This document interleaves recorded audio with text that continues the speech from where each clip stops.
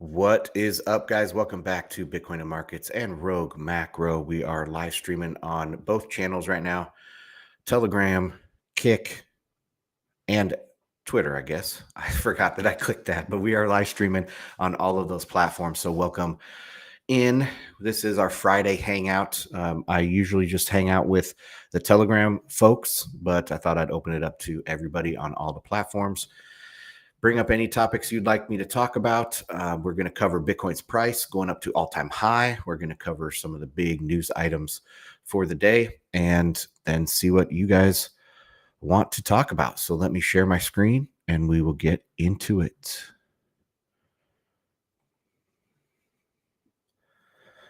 Bitcoin chart is first.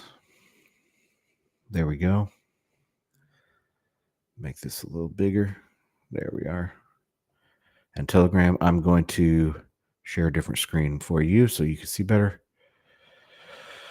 Okay, so this is the Bitcoin price. You can see daily.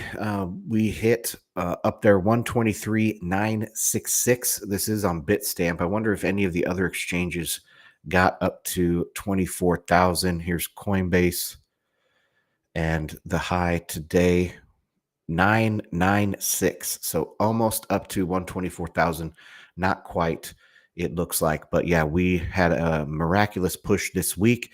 Of course, weekends have been quite slow, very flat in Bitcoin ever since the CME options, cash settled futures on CME started.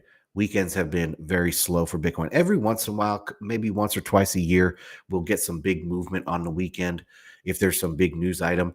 But typically, we see very small moves on Saturday and the first half of Sunday. Then the second half of Sunday is when those futures markets open. I think it's 6 p.m. Eastern or something around there. And then we can see some Sunday evening action, but not the rest of the weekend. So this will be flat. It depends on where we close today. The highest daily close was back here on August 13th, and that closed at 123,360 on Bitstamp. And so we have a chance. We have a chance to have a highest daily close, but if we go to the weekly chart, this is going to be the highest weekly close as long as we stay kind of up here.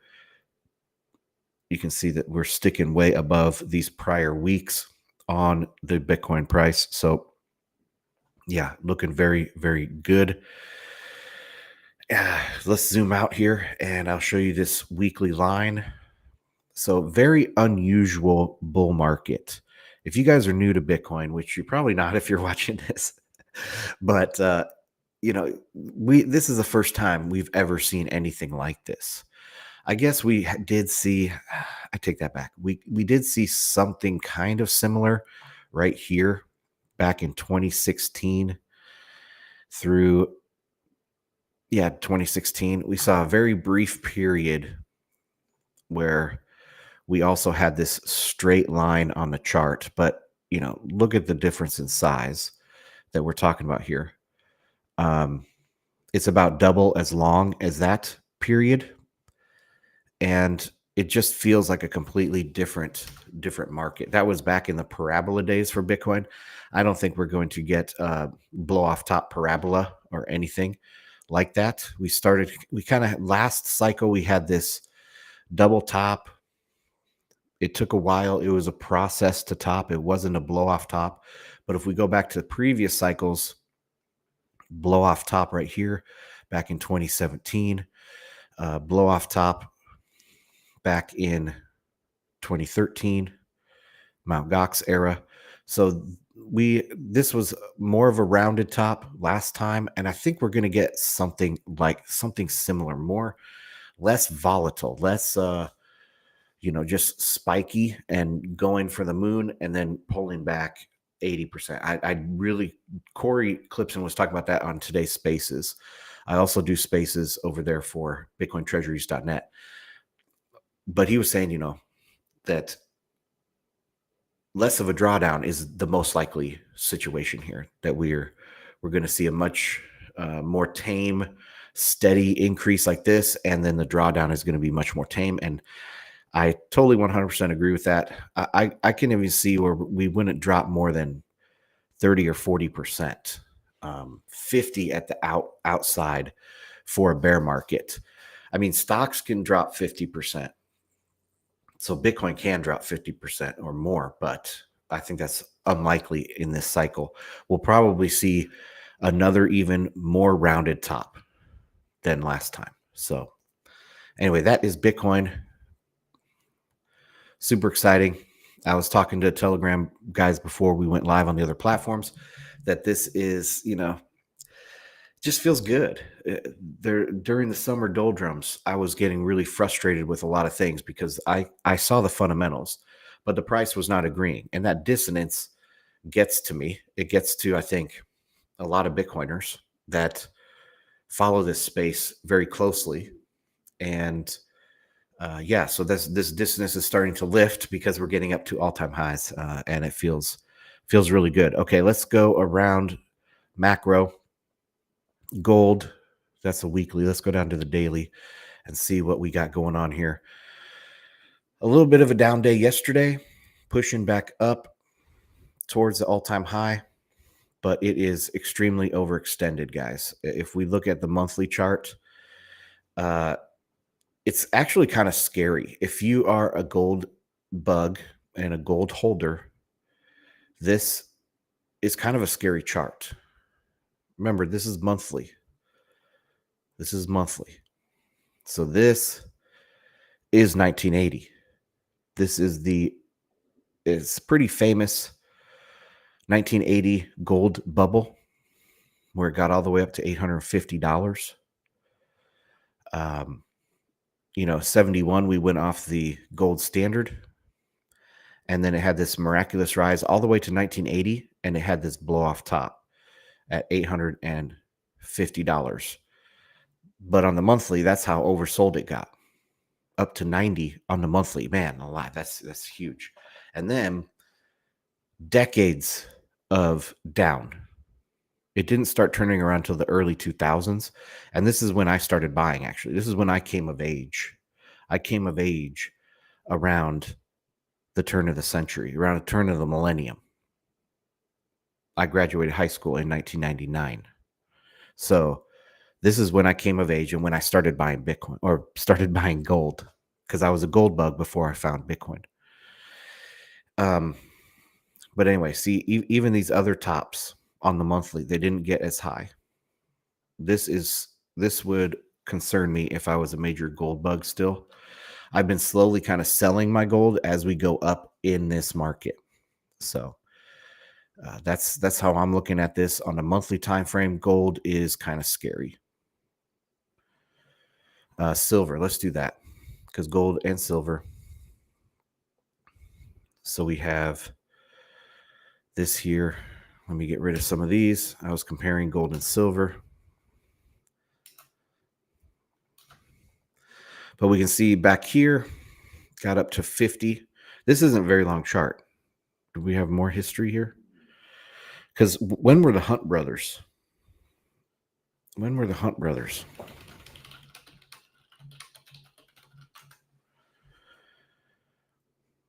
The Hunt brothers were 1980s, 1980 as well. Silver Thursday was March of 1980, and they were trying to corner the gold market. So, or sorry, the silver market. I wish this had more history on this chart, but um, yeah. So last time I was comparing gold and silver. Gold had a more slight rise. So if I can get an arrow here, gold kind of went up like this, and silver didn't catch up until after COVID, and then it rocketed higher. Now this time, gold has also seemingly outpaced silver, um, and then silver looks like it's catching up, and that could be the case. But they are both from their bottoms. They are both up 250%. So from this bottom to this right here, well, now this is different than it was. Where did I measure that on? I measured that the other day. Maybe it was from this bottom. Yeah, that was it. So this is up 250%. And if you do the same for gold for the same time frame from a bottom to right now, it's also 250%. So silver isn't really behind gold. It just kind of moved later than that. So we'll see what happens, but it is also extremely overbought on the monthly. And if we extend this out, it's as it hasn't been this overbought since back in 2011. So it's also been a long time. All right, that is silver. You guys can bring up any questions or comments.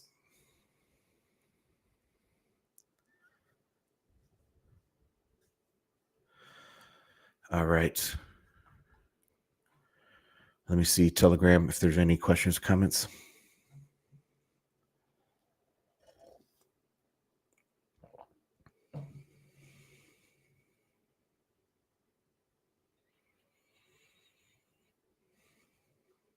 Okay, Larry Jr. say Guy Swan had Bitcoin Audible, AI Unchained, and Pair Stack, and finally had to bring all those topics back under just Bitcoin Audible because of all the overhead of maintaining multiple channels. Yeah, that could be a problem. I'm not made.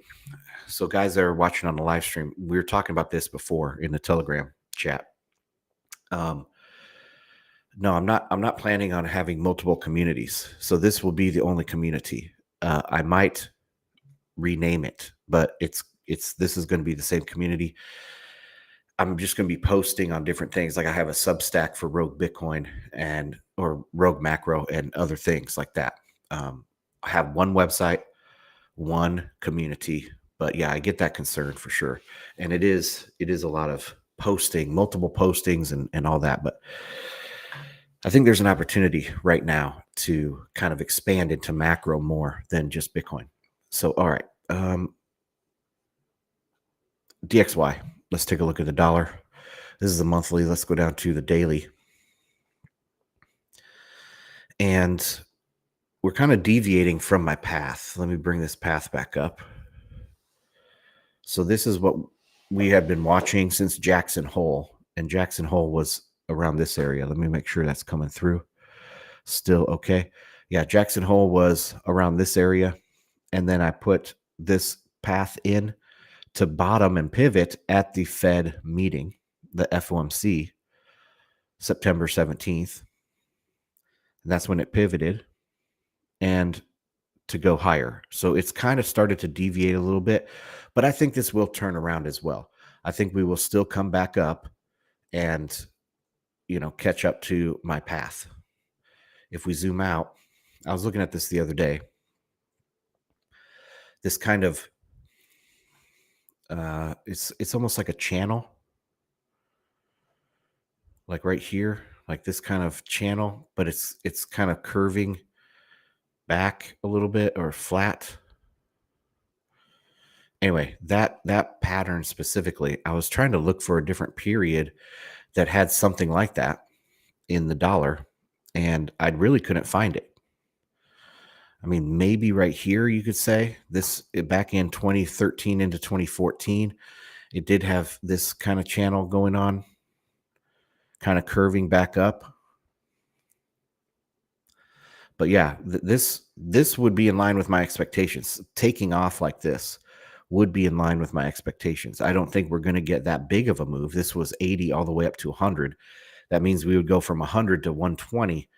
Um, yeah, that's possible, but I don't think that's likely. I think we at least can make it back to 110 for sure on the dollar. But that's what I'm watching. Nothing super significant to report here.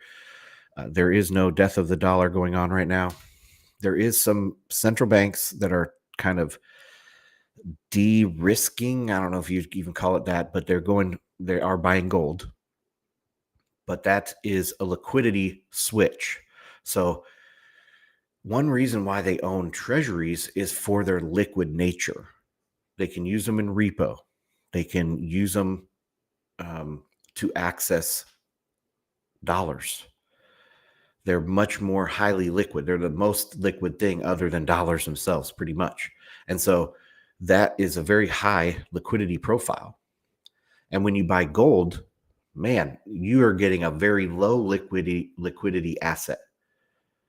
Yeah, the gold market, maybe volume wise for trading, is fairly high. But trying to use and move around gold, it doesn't work the same, right? So it's almost like if you think of a bank's balance sheet, right? If they have a lot of treasuries, they're going to be highly liquid. If they have a bunch of assets like gold, that's not very liquid.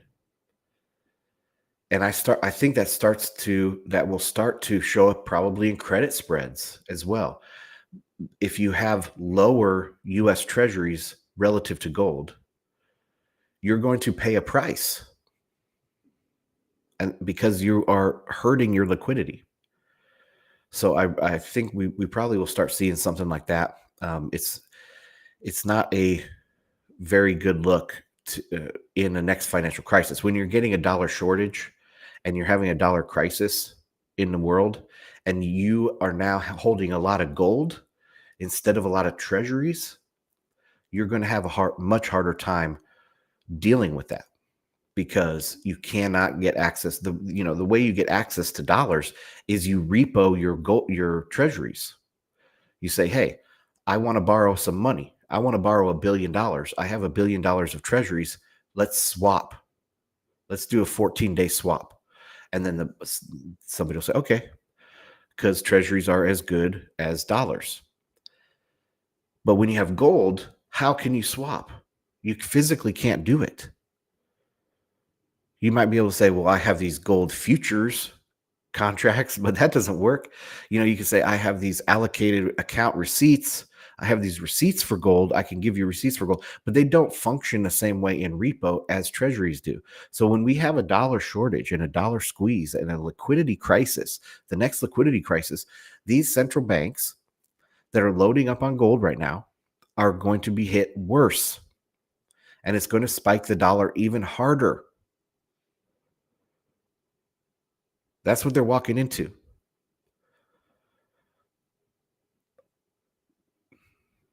Anyway, all right, let's continue down on macro stuff.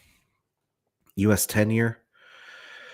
The yield kind of jumped back above this line right now, but it did close 2 days below this line that I was watching. So this is a lower low, 2 lower lows here, or 2 candles lower than this low back here. And so this has broken the pattern, the upward pattern from the FOMC. So this was the FOMC, marked the bottom, which people were stupefied by this. If you were on macro Twitter, this was like, there were so many posts from even like major analysts, not any of the like alternative macro space analysts, but major analysts for like major investment shops where that was their job. It says in their Twitter bio, financial analyst, right? And they're saying, why did the Fed cut rates and the US 10-year is going higher? The market is rejecting the Fed. That was the term that they used, rejecting the Fed, rejecting the rate cut. No such thing. No such thing. I've explained this so many times that as the Fed cuts, the market gives the Fed the benefit of the doubt. So cutting is supposed to do what? It's supposed to be accommodative. It's supposed to be somewhat stimulatory. It's not outright stimulus like QE is meant to be more outright stimulus. It's but it is accommodation for the market. So that should be bullish, right? So the market then gives the Fed the doubt and will price in higher growth expectations. And what is the 10-year? It is a reflection of growth and inflation expectations. So when the Fed cuts, we typically see this. This is 90% of Fed cuts have this same exact dynamic. I don't know where these financial analysts have been. Have they been living under a rock? But this happens almost every time. The market was given the Fed the benefit of the doubt, but now this new lower low here says that that might already be worn off. And this little pump today, again, we can draw another line. So this is the high close. It went down, up. So we'll go from this close right here, and we'll make this red. There. That is the cutoff. Okay. If it can get above there. And if we bring up the moving average, is that the 50-day? And we're on the daily. Okay. So that's 50-day moving average in blue. Oh, and this is like an important support zone, turned resistance right here too. So not only let's talk about what it's going to take for the US 10-year to really break out and go higher. That's what a lot of chicken littles say out there. Okay. The world is rejecting treasuries, US treasuries, and so the rates are going to go higher because supply and demand. If you have more people wanting your government bond, yields should fall, right? That means the price goes higher. The price goes higher, that means yields fall. So if there's people dumping treasuries, you would expect yields to go up. But here is all the things that it has to get through. It has to get through this most recent little daily high, this red line that I just drew. It has to get through this trend line, this diagonal trend line that has been forming for a quarter now. It has to get through this support, really strong support, turned resistance zone. And then it has to get through the 50-day moving average and probably the 100. Let's see where the 100 is and all that. 100, and let's do 200. So it has to get through all of this resistance to get back up. And the reason why I would do that, not because the world is losing hope in the dollar, rejecting the dollar. It would do that because growth and inflation expectations are going up. So this actually could be an inflation day. Because what has Trump said over the last 24 hours? He said he wants to take some of that tariff money and give it as stimmy checks. $1,000 to $2,000 stimmy checks. That will affect the market's inflation expectations. So growth and inflation expectations here. I mean, it'll affect their growth expectations as well, because that's more money to spend in the economy and you can have some growth. So that's probably what this candle is representing today. But a sustained move higher means your growth and inflation expectations have to be going up. And that's just not in the cards right now at all. At all. Especially with this government shutdown. Remember, it's like 36% of GDP is government spending in the United States. 36%. Over a third. Over 1/3 of GDP is from government spending. Now we have a government shutdown. I don't know what percent of the spending gets cut back during a shutdown, but let's say it's 50%. Okay. Now, that doesn't mean 50% of 36%. It means 50% of 36% divided by how many days it's shut down, right? So we could get, like, if this drags on for a month, you're looking at a tenth of that. So about 3.6% of the time, and half of that would be like what, 1.75. So if once this government shutdown gets out to about a month long, you're starting to look at GDP effects over 1%, getting close to 2%. So this government shutdown will definitely affect growth and inflation expectations, 100%. So I think that this is just a brief blip with this close, and next week it will continue lower. I really think that this brief move after the FOMC is done with that. Okay, let me see if there's any comments in Telegram. Guys, make any comments you want.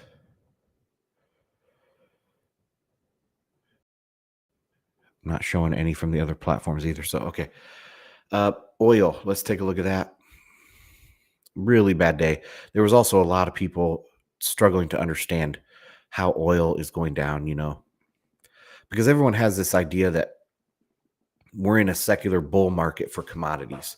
We are not in a secular bull market for commodities, people. Come on now. Come on. Let's look at this.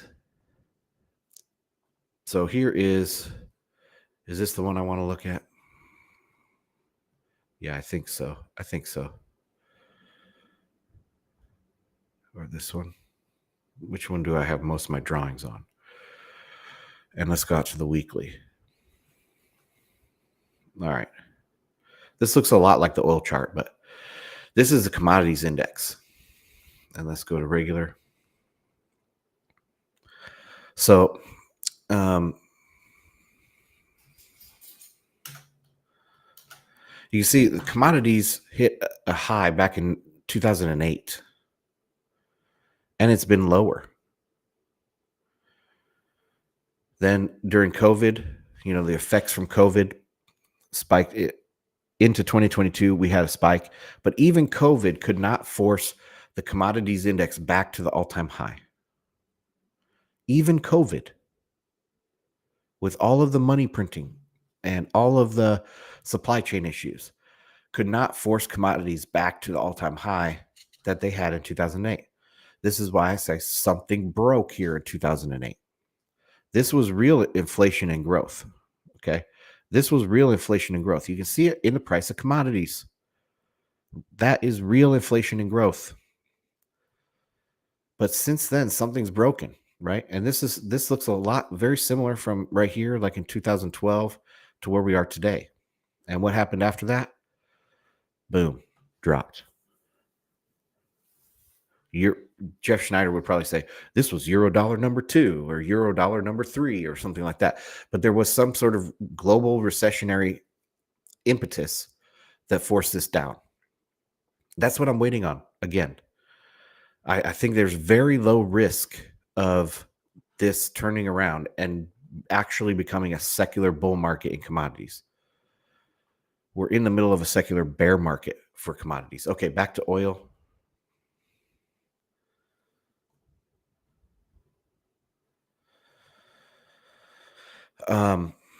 This channel here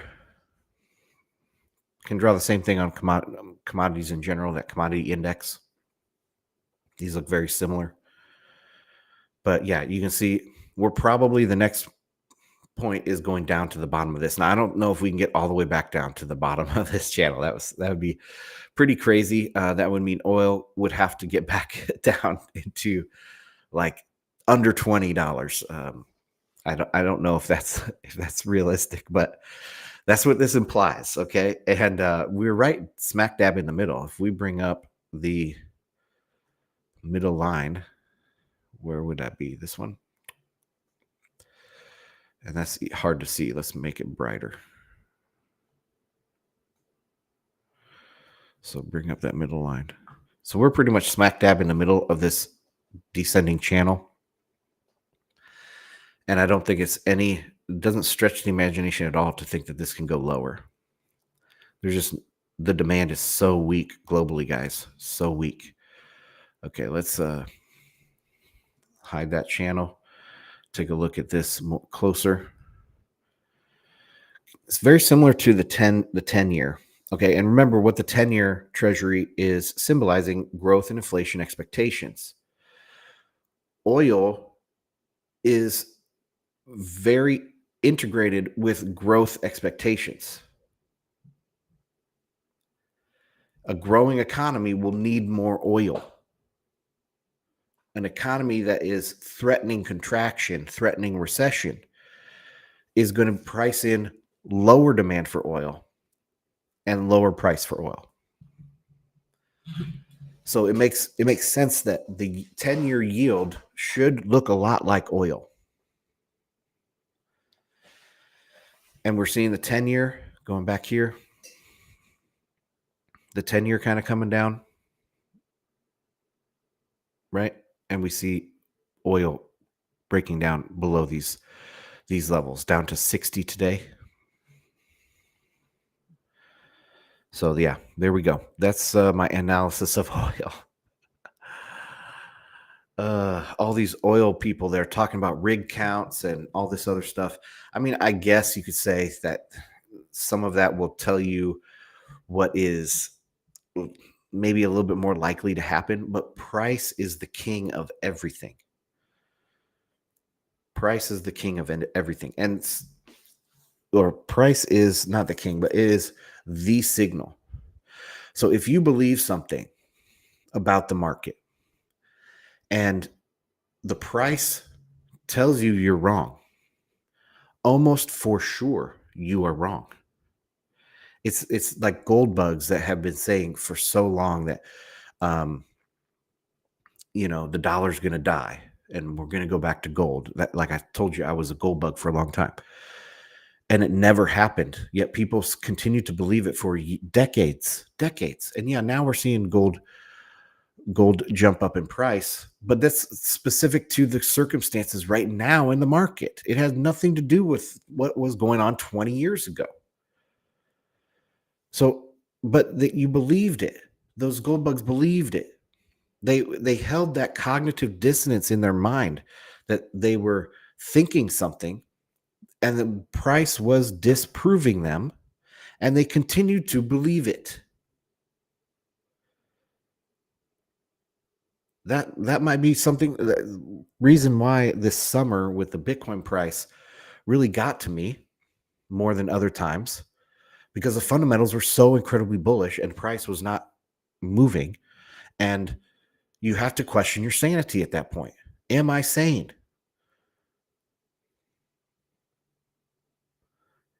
The price is the truth. So I don't care about rig counts in oil. I kind of think it's interesting to look at like inventory levels at Cushing and stuff like that. I can see how that's interesting. I can see how rig counts are interesting and break-even analysis is interesting and all of that. But all of that analysis has to be proven out in the price. If your theory is not proven out in price, you're wrong. All right. A little bit of a rant there. A little bit of a rant. Puddington. Yes, Puddington, that is me. That is my alt account. I have right now I'm streaming on YouTube for Bitcoin and markets and also for Rogue Macro. So that's going to be my macro handle, expanding out the reach, because we talked about it in Telegram earlier. I think Bitcoin is, the hardcore Bitcoin crowd is getting whittled down right now. It's I don't know if it's shrinking, but it's not growing.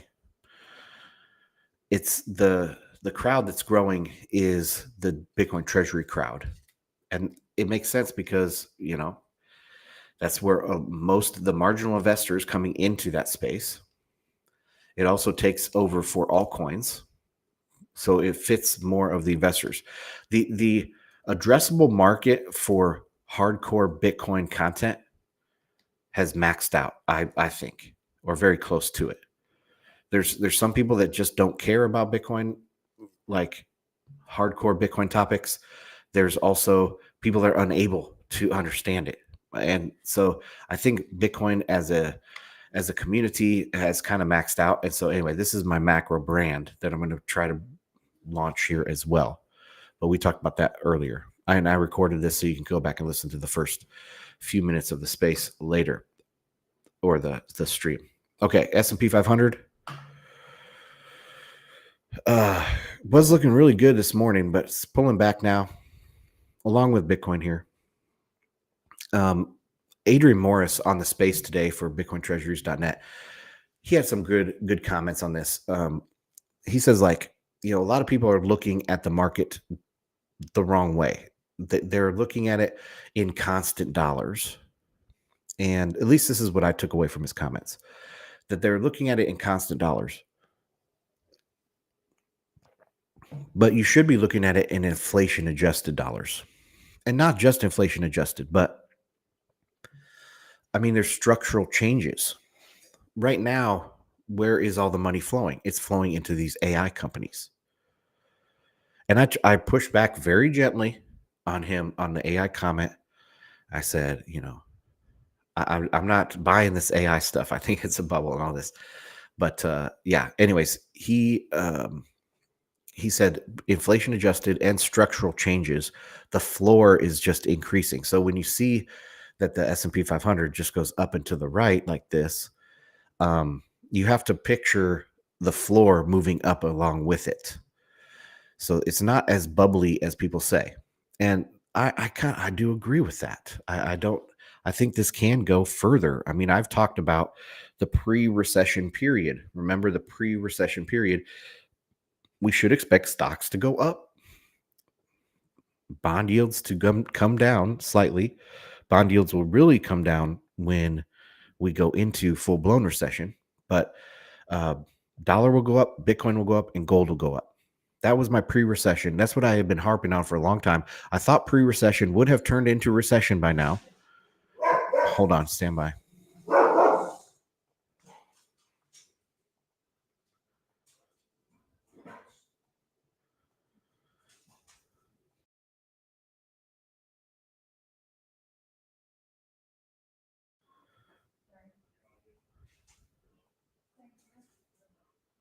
All right.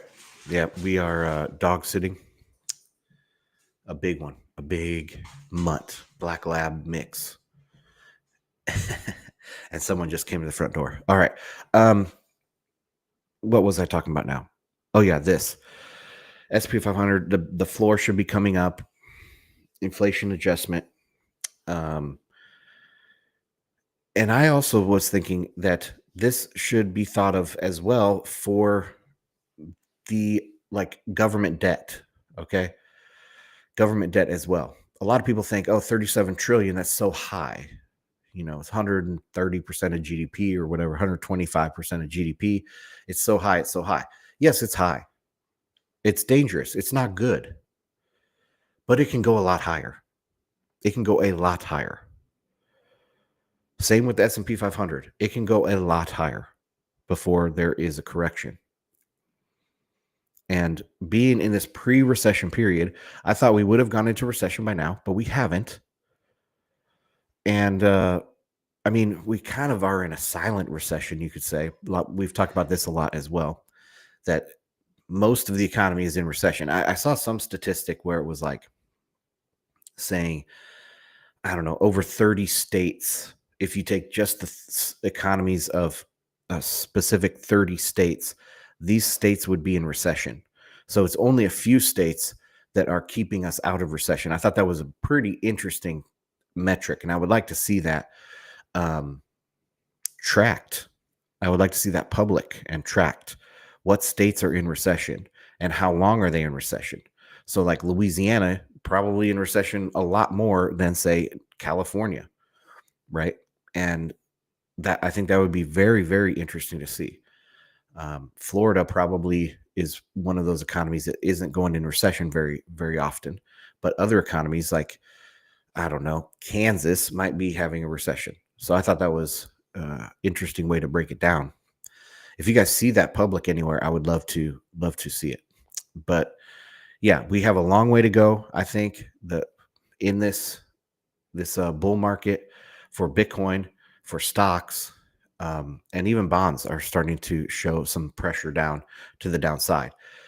All of that goes along with a stronger dollar. So we should see the dollar catch up here in the next couple weeks. Another thing he was saying, Adrian Morris, was that we're going to find a lot out in Q1 and Q2 of next year. So yes, this Q4 is going to be pretty fun, I think, for Bitcoiners. If we go back to the Bitcoin chart, this quarter is going to be pretty fun, I think, for Bitcoin. We're going to go up here pretty hard over the next 3 months. But the real test, I think, is going to be Q1 and Q2 of next year. Will we break? Like, that is the ultimate break of the cycle. And there's all this uncertainty around the cycle. Are we in a new cycle? Is there, what's going on with it? Is there going to be a major bear market, et cetera, et cetera? And once we get through this quarter and we start into Q1 of next year, and it's the stair step model, or it keeps going, it's going to answer a lot of questions. Same with the stock market, I think. Because remember, we have these crunch points, seasonality of the year, Q3, end of Q3, and end of Q1. So Q1, we're going to find out a lot about the global economy. We're going to find out a lot about Bitcoin. Something is brewing because gold is going up like it is. So we're going to find out a lot in the next few quarters here. All right. So that is all that. Let's see if there's any other comments. Wonder what you guys have seen out there today, what you want me to cover. Let's go into my Twitter and we'll take a look. What have I liked today?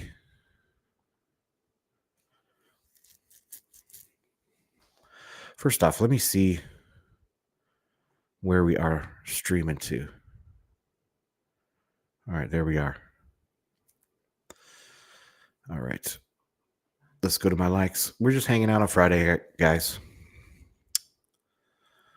Here was our space this morning or this afternoon. Corey Clipson and Adrian Morris. Really good conversation. Check that out, guys, if you haven't. John Ficori and Stacking Sats Inc. Great friend of the spaces and BitcoinTreasuries.net. Good guy. And they're continuing to build out more products and acquire more businesses so that they can stack more Bitcoin. I thought that was interesting. Okay, here's an interesting chart. This is for the macro bubbas out there, because it's not a Bitcoin topic. But this is how. What do you think about global warming by white, non-white, male, female? And you can see this one over here. White males do not think it's much of a problem at all. It's down here at 1, no risk at all. It's off 0, so there's a little bit of a problem. I don't like environmental pollution around me. I don't want people to spray a bunch of glyphosate when they don't have to. So there is some environmental risks. But when you're talking about global warming specifically, I'm pretty much in the camp of 0. There's no risk. There's nothing we can do anyway. We are a flea on the earth, and it could stamp us out. So I thought this was interesting. It's only one group of people over here on the left. All right, guys, I'm going to continue to bring this up. I think we owe so much to Elon Musk. So much. So he vowed to destroy the woke mind virus. He saved free speech by buying X. And now he's doing Grokpedia, which I think is going to be awesome. It's going to help to destroy woke academia. So that's a great thing. All right. So here's this tweet down here. This chick says there are 3 different levels of wealth: rich, New York City rich, and then there's San Francisco, Silicon Valley rich. And this guy responded, there's a fourth level of wealth with a huge family. Of course, it's Mitt Romney, but just picture it being some other person. No, I that's fine. But yeah, 100%, guys. What do I say usually every Friday at the end of the shows? This is what really matters. Your family, friends, quality of life, and don't worry about where you rank on this rich list. It's silly. It's absolutely degenerate, low IQ behavior. This is high IQ behavior. This is low IQ behavior. All right. So Mohammed El Arian, he said, per CNBC reporting, the strategy favoring gold and Bitcoin now has a name. JP Morgan analysts are calling it the debasement trade. I asked Corey about this and Adrian this on the space, and Corey was like, this is not a new term. And I'm trying to think back. I don't think I can see how that the idea is not new, but I think it is a new term. I think it totally is a new term, especially applied to this move specifically, or this era of gold and Bitcoin coming back in. But remember, in this evolutionary, this in the evolution of money right now, what we've had is 75 years of this credit-based experiment. It's not a fiat experiment. We have lots of fiat experiments in the past. Weimar, you can go back and study these fiat experiments. The US has even had fiat experiments back. I think you might have to go back to colonial days, where some of the colonies had experiments with pure, strict fiat. But what we have now is credit-based money. It's totally different. And anyway, so where was I going with this? Oh, with the evolution. So we went from a gold backing to credit-based money. The globe expanded. There was a lot of demand for credit, demand for growth, demand for building out. Now we've kind of peaked on that with the great financial crisis. We looked at the commodities index peaking in 2008, showing a downward channel since then. So we've went through this inflationary growth boom in the world until roughly 2008, the great financial crisis, which broke the system. And now we're kind of trending down, and we can't add more debt to fix this problem. We can add debt to kick the can down the road. And how long will that last? Like I was saying, I think we have a lot longer to go on that process, but we're in the process. And so this is an evolutionary type of movement from gold and silver to credit-based money. And what's the next evolution? Some people, like Jeff Schneider, will say it's a new kind of credit-based money, that we can manage the elasticity of better, and we can manage the economy better with better money, better credit-based money. Because he sees it as an evolution, maybe going back to central banking coming in. The 1800s, central banking starts coming in, and we've slowly been getting better and better bookkeeping, better and better tools and financialization, financial engineering. Then it got to a point where we could go off the gold standard, but now it's kind of malfunctioning, and we need to continue in this linear progression. That's a progressive mindset.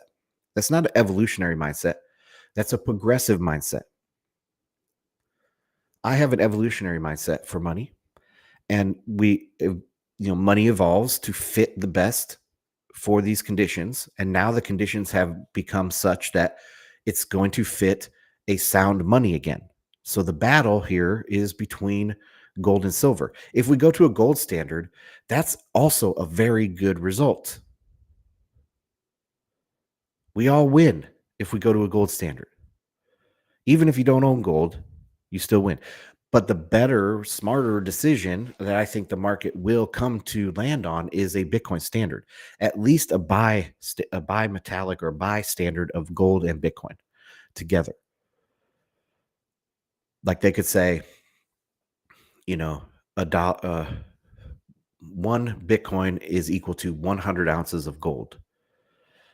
Okay. Peg it like that.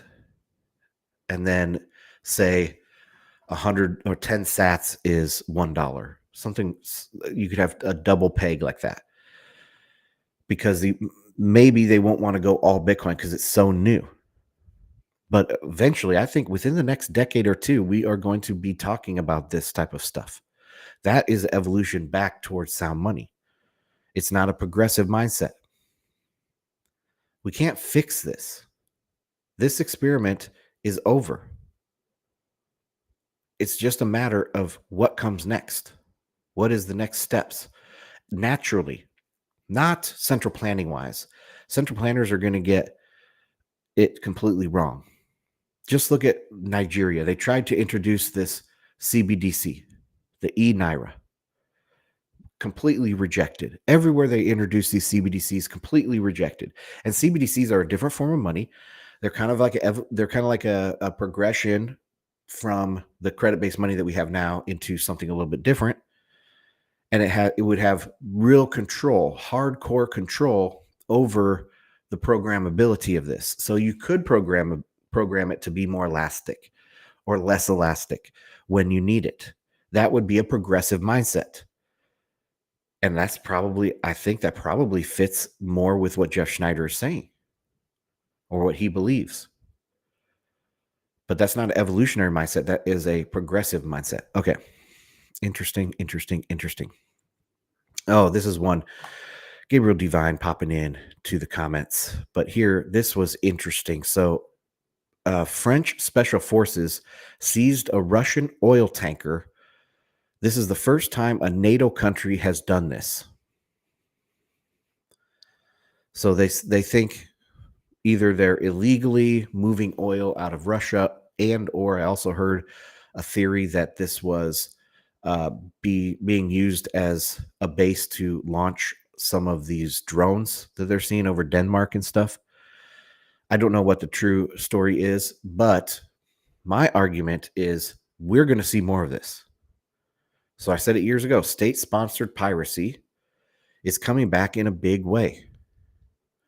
It's happening in such a way that we don't think it is of it as piracy, but where it is seen as completely legal and justified to board and seize an oil tanker.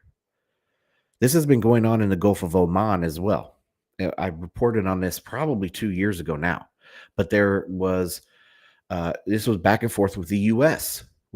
And Iran and oil tankers. Like they seized one of ours, we seized one of theirs, stuff like that. And this is seen as completely justified. It's not illegal in the minds of the people that are doing it. That's the difference. It's not going to be seen as piracy. And of course, Gabriel Divine comes in and corrects me and says this is privateering, and that's exactly what it is. Legalized piracy. And we're going to see a lot more. All right. Let me see if there's any comments. Nope. All right. Let's continue on here. Oh, let's look at the dollar euro.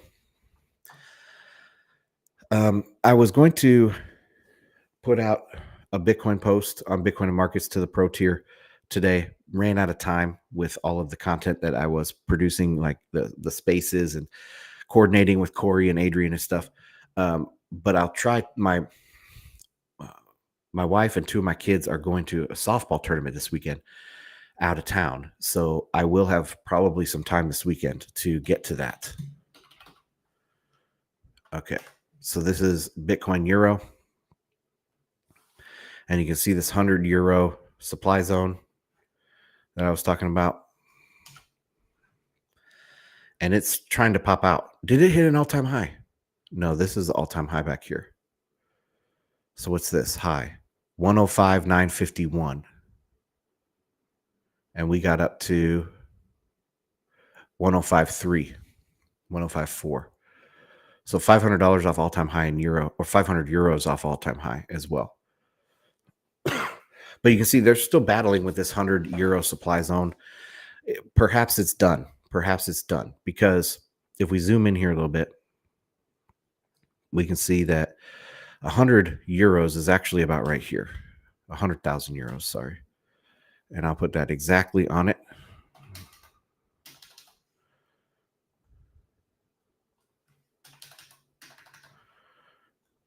There we go. So that's really the 100,000 euros. And up above here is just where if you were waiting for 100,000 euros to sell, you would sell in this above area, right? And that's why it kept the price locked in there. Well, it looked like that 100,000 was really important right here in this area. This was ducking down, just, kind of tapping up on this 100,000 euros. Sold off, but now it just sliced right through it.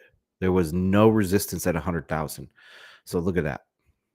No resistance at 100,000. If we zoom in here, let's go to the hourly and see if there was any resistance at all. Okay. So this is the $100,000 line. This is slicing through it. Okay, this hour did kind of bounce off a little bit. You can see a tiny little wick, but then it just went right through it. Came back through it again and went back up. So there is no resistance around 100,000 euros. So this level is dead. That's what I'm saying right now. This level is dead. 100,000 euros is dead. Because look, you can see over here. There were orders right here waiting. Boom, boom, boom, boom, boom. Orders were waiting, sold 100,000. This time, no orders waiting, sliced right through it, back and forth through it, and continued higher. So I'm going to say that 100,000 supply zone is dead for the euro, which is a good thing. That's going to, unleash the next move wherever we go from here. All right, so that was that.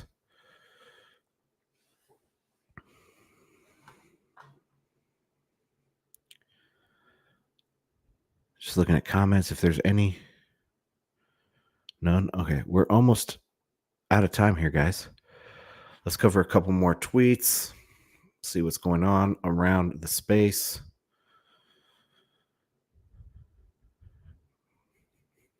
All right. AI. Man, look at this. I think I posted this in Telegram as well yesterday.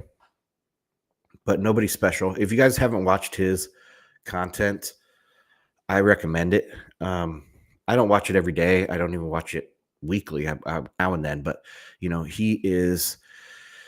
he's a alternative macro guy, more of a gold bug, silver bug, but he has a good head on his shoulders, I think. So anyway, no one is willing to pay $200 a month for AI, so they'll try selling your data instead.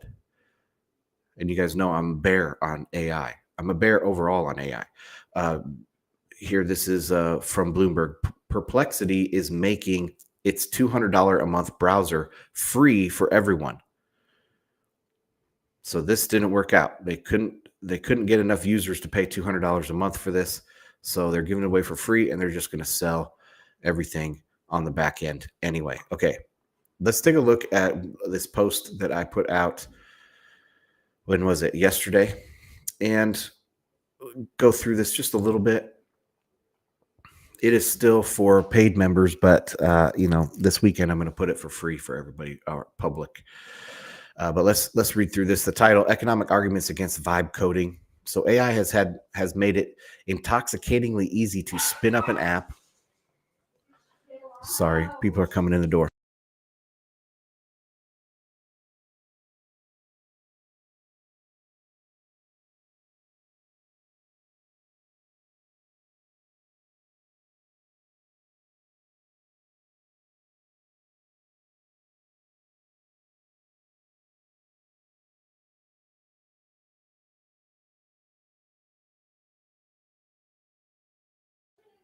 All right.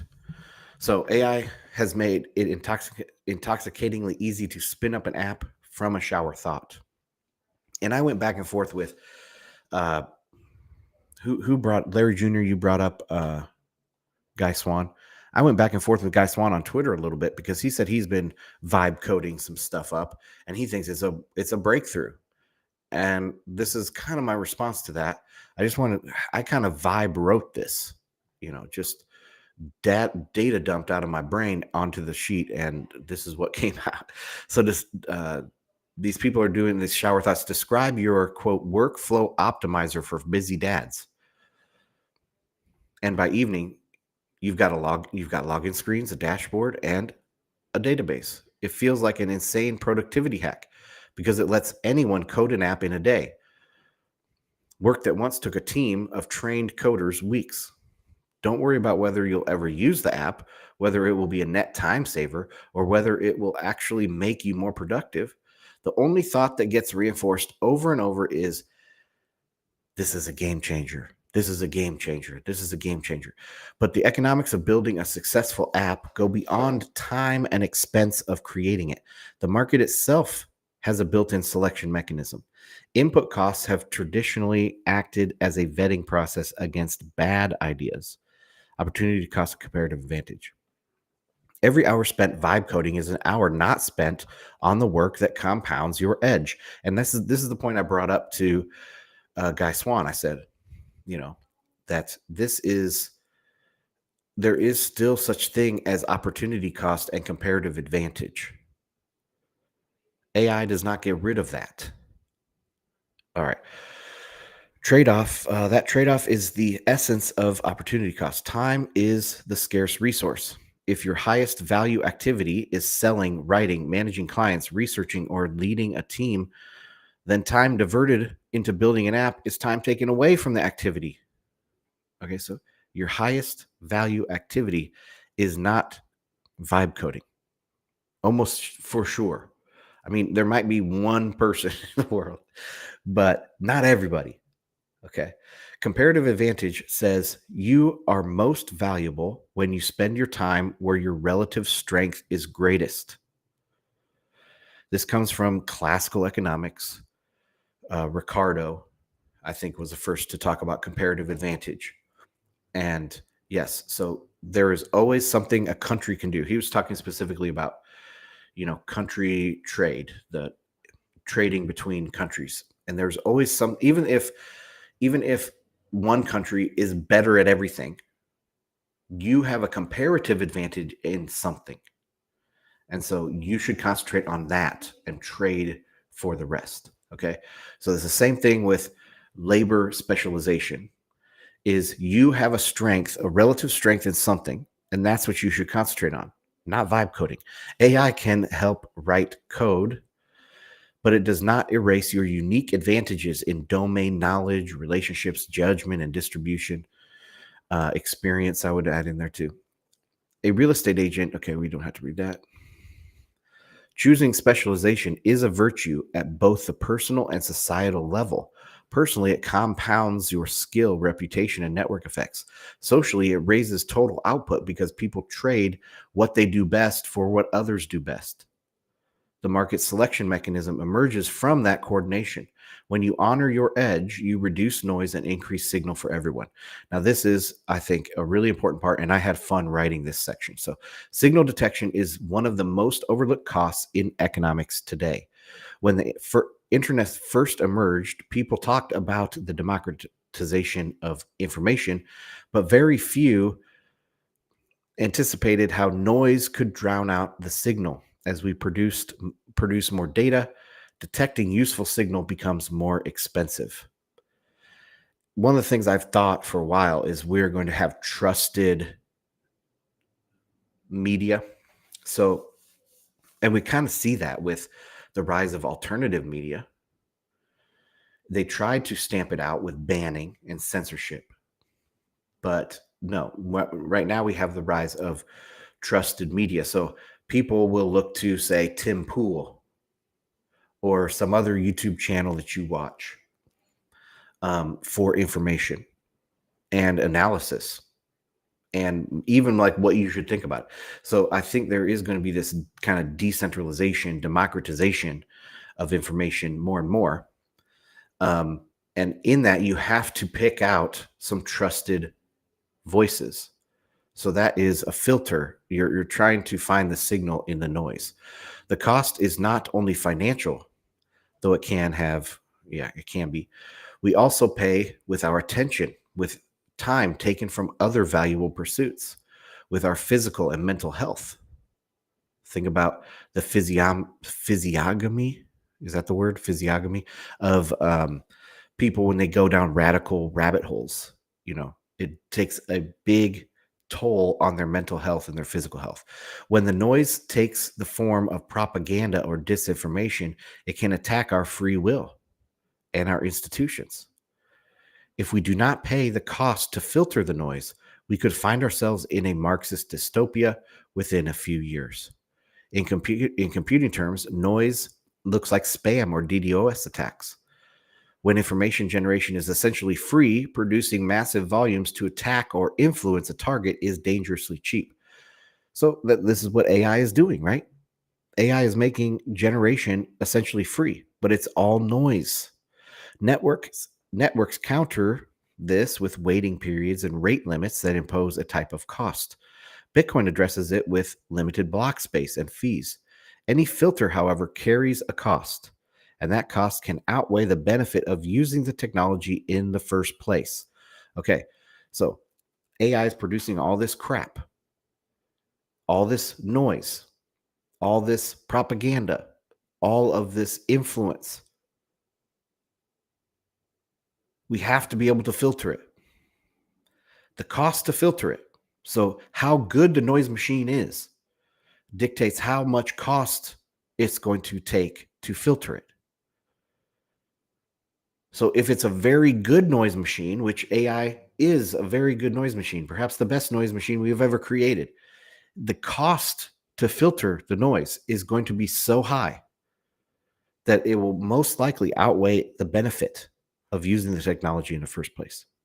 And so what does that look like? That looks like making it illegal or taxing it or something to put a cap on it. AI has this problem. It allows the creation of very cheap content, which makes such content a perfect vector for propaganda and imposing costs on you and society. If anyone can build an app, you'll get hundreds of millions of apps in the United States alone, and most will go unused. That could mean, okay, so not only are you being influenced and propagandized to by AI, by this cheap content, and you have to have a cost to limit that exposure and that danger of that on your mental health, on your physical health, on all of those things that I listed up here. On top of that, you're going to waste your time. So hundreds of millions of apps, hundreds of millions of days of work wasted on apps only creators thought were needed. Only the people that thought up this shower idea, they're the only ones that thought that this was necessary. And they aren't even going to use it, most likely. 99% of this vibe coding is going to be unused. It's a fat waste of time. Think about the opportunity cost. Hundreds of millions of days of work wasted in something that's not your comparative advantage. That's disastrous. With no realized productivity benefit. That is a massive societal cost of noise. Signal is rare because it requires alignment with real demand, not just personal enthusiasm. So how do you know shower thoughts are a dime a dozen, right? Like assholes. Everyone's got one. Everyone's got a shower thought. The thing that makes a good shower thought versus a bad one is real demand. You don't create it and they come. Demand is first, and that begets supply. The market is the signal extractor. Vibe coding is the noise generator. If you push every brainstorm into production, the base rate says you're adding noise to your life, not clarity. Oh man, I have to fix that sentence. Identifying real problems. Most vibe coded projects begin with a conviction that you have spotted a real problem. You think it's a good idea because it's a problem for you. It was a shower thought in your mind, not a demand from the market. You didn't study the market and be like, "Oh yeah, let me build this, because most likely you would go the traditional route of building a business and hiring a team and doing all this if there was an actual problem from the market, or somebody would have done that. Somebody would do that. Okay, so you have identified a problem that you are going to vibe code something for, but you haven't identified a problem. You just think you have. And I bring up this Chesterton's fence. I'm not sure if this actually flows in this part properly, but it popped into my head when I was writing, so I wanted to write it down. Um, so Chesterton's fence is that, if you don't know why there's a fence there, don't take it down. Most likely, it was put there for a reason. This goes for all sorts of things in the market. So some processes are slow. Like this is I can tie this into like Bitcoin too, and settlement times. So some people, thought, oh, we're going to use this blockchain technology and we're going to take settlement down from T plus 2 or 3, so the time to settle is 2 or 3 days on the back end of these systems. Credit cards and bank transfers and all this takes 2 or 3 days. They thought, oh, we're going to come here with blockchain. We're going to do T0. That's our goal. Settle at the time, final settlement. But what they didn't understand is that there's a reason for that. There's float. Everyone wants to take a little cut. Okay. So you're fighting this system to get from T2 down to T0, and you think you have the solution in blockchain. And in reality, you don't understand a problem.